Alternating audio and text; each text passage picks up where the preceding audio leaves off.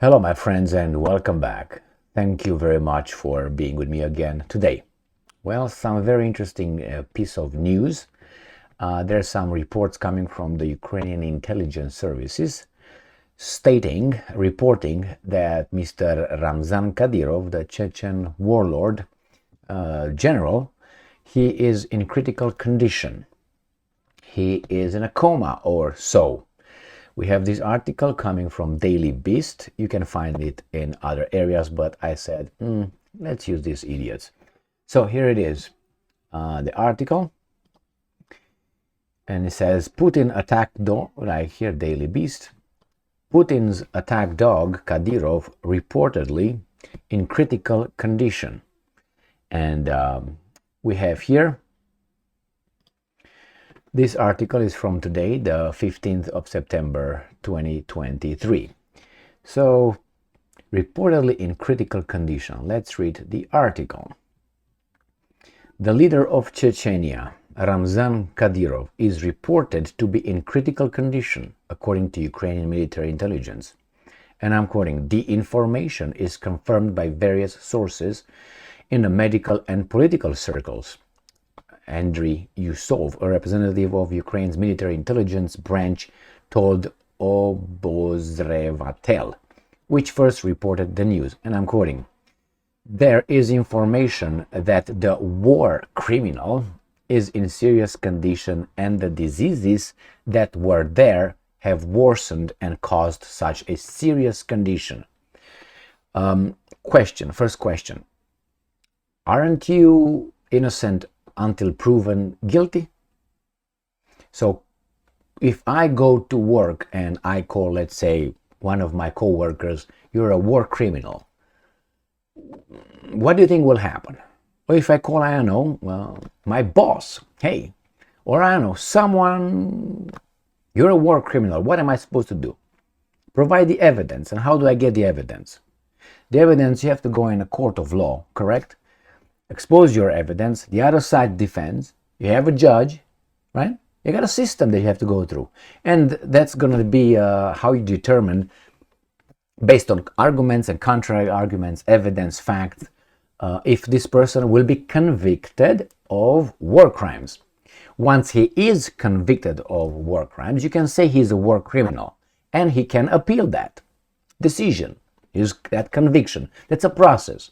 If you just say that someone is a war criminal because you say so, it didn't go through a court of law. As far as I remember, Kadyrov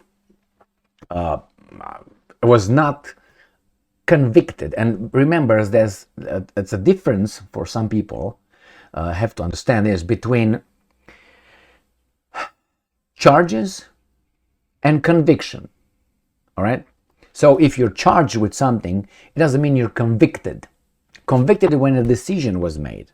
Again, we're gonna make a difference between, understand the difference between an allegation, accusation, and a conviction, or an indictment.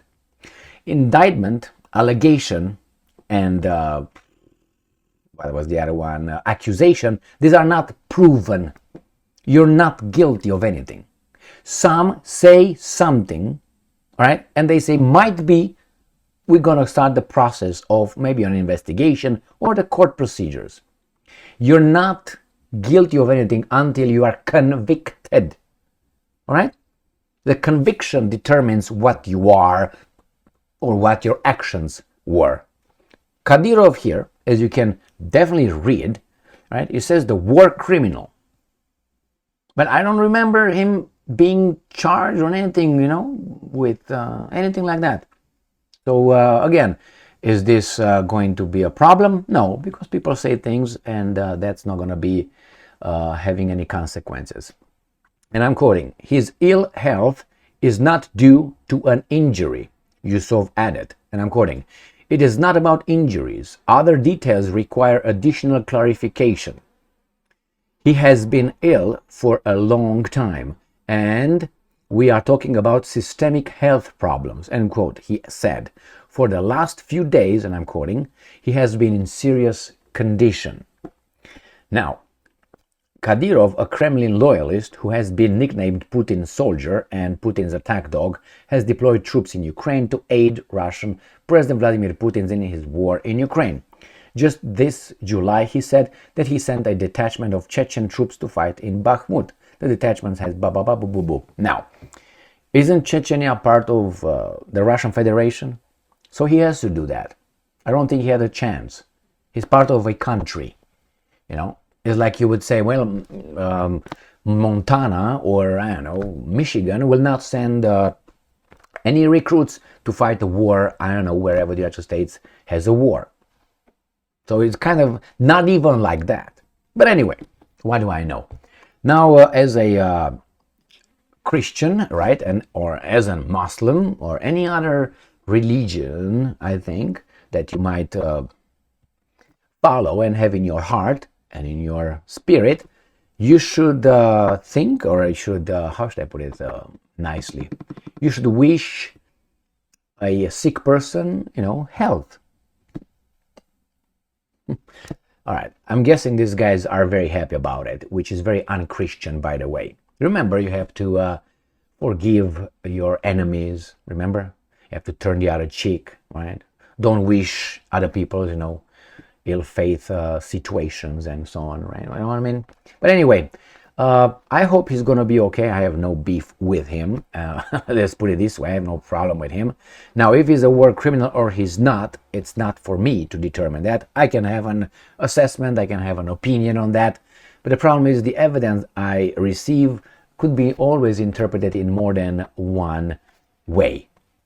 So, that's it. Kadyrov is very sick, according to these guys, and if it got that bad, it's only one way. And remember, people who might be celebrating this kind of misfortune of another human being, see how much empathy I'm trying to get out of you? No, but if, people might be happy, or at least will say, oh man, don't be so happy because you do not know who will replace him.